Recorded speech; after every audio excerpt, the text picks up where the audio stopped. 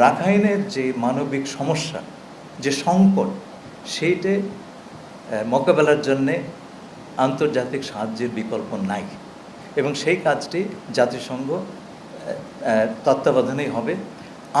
বাংলাদেশ হচ্ছে একমাত্র কন্ডুইট বা চ্যানেল যার মাধ্যমে এটা করা সম্ভব, কারণ রাখাইনের উপকূল এখনও টার্নারোর দখলে এবং অন্যান্য জায়গা দিয়ে সহজে রিলিফ পৌঁছানো সম্ভব নয়। আমরা তাতে এই কাজটি এই জনগোষ্ঠীর জন্য করতে চাচ্ছি এই কারণে, আবার বলছি, সকল মানুষই কিন্তু মানুষ। রাখাইনরা নির্যাতিত হয়েছে, তেমনি আরাকানিরা, রাখাইন সম্প্রদায় এখন না অনেকেই না খেয়ে আছেন, ওষুধপত্র পাচ্ছেন না। এই যুদ্ধে তাদেরও ব্যাপক ক্ষয় হয়েছে।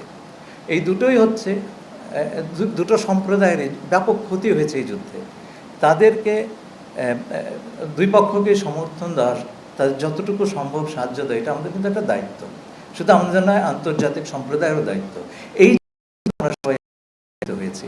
আমি আগামী দিনগুলোতে এইটুকু আপনাদের বলতে পারি, আমাদের চেষ্টার কোনো কমতি থাকবে না, কোনো ঘাটতি থাকবে না।